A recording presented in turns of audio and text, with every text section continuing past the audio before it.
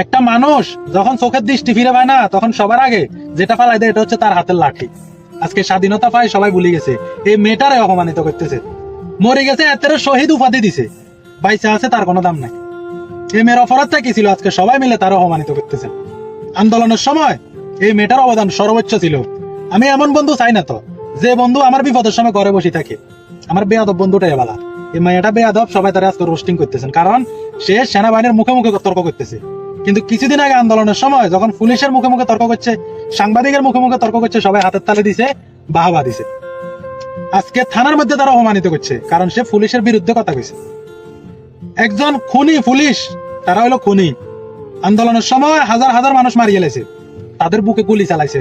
ওই পুলিশের বিরুদ্ধে কথা কইছে, ওই পুলিশের প্রোটেকশন দিতেছে সেনাবাহিনী। কেন প্রোটেকশন দিতেছেন? এই মেয়েটা এই বিষয়ে কথা বলছে বলাতে আজকে সবাই ওই মেয়েটারে রোস্টিং করতেছে, সেনাবাহিনীরা সাপোর্ট করতেছে। সেনাবাহিনী ভালো, সেনাবাহিনী মিয়া মিয়া, এই মেয়েটাই খারাপ। আন্দোলনের সময় সেনাবাহিনীর কোনো কিছু ছিল না, সেনাবাহিনীর শেষ দিন আসছে। ওই দিন সেনাবাহিনী না আসলে ওদের স্বাধীন হতো, সেনাবাহিনী গুলি চালাইলে ওদের স্বাধীন হতো। আর সেনাবাহিনী গুলি চালানোর কোনো অধিকার রাখে না। এই যে গোলাপগঞ্জে কজনের সেনাবাহিনী গুলি চালাইছে, মারিতে তপ্তা আড়ালাইছিল। সেনাবাহিনী হচ্ছে দেশের রক্ষক, জনগণের রক্ষক, জান মালের রক্ষক। তারা কখনো কারোর উপর গুলি চালাইতে পারে না। এসব মানুষগুলারে দৈরা রাখিন ভাই, মইরা গেলে আপনার শহীদ উপাধি দেওয়া লাগতো না, বাইসে থাকতে অন্তত ইজ্জত করেন। আমরা নিজের চোখে দেখছি, হাতের মধ্যে মরিচের গুড়া নিয়ে, লাঠি নিয়ে তারা মাঠে আসিল।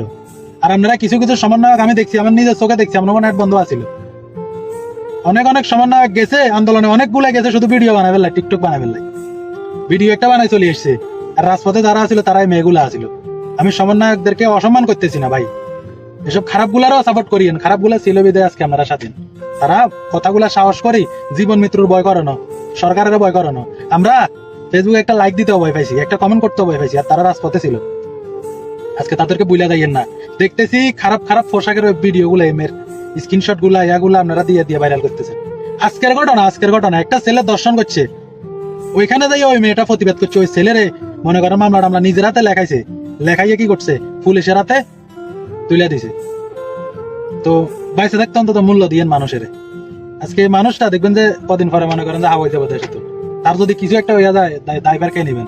তার মনে হয়তো একটা ক্ষোভ থাকতে পারে যে আমি দেশের লাগে এত কিছু করলাম, রাজপথে ইতি 15 থেকে 16 দিন ছিল, বাড়িতে যায় না। সম্মান করিয়েন ভাই, ভালো থাকিয়েন।